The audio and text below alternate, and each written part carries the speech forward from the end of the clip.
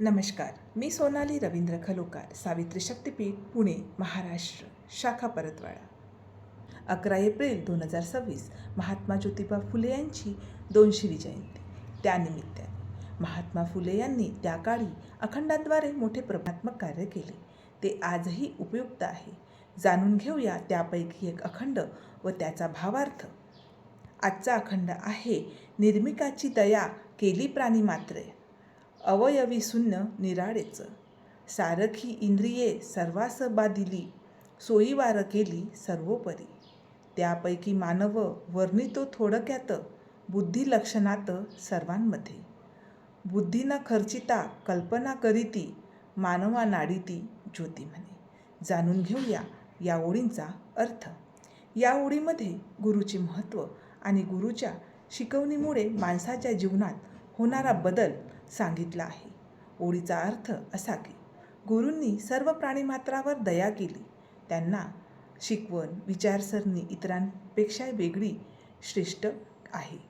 सर्व माणसांना इंद्रिये सारखीच मिळाली असली तरी प्रत्येकाच्या क्षमता आणि गरजा वेगवेगळ्या आहेत.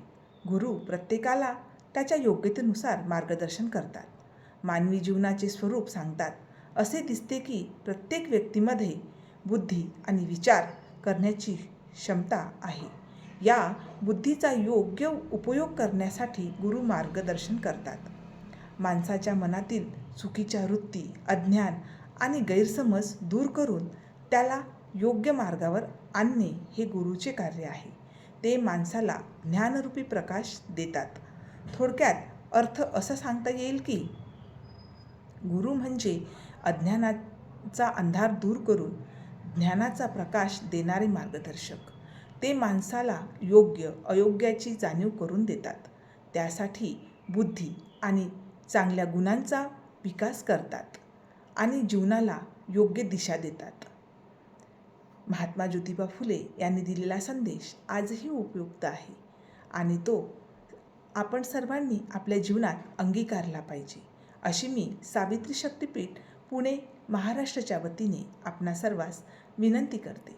जय ज्योती, जय सावित्री.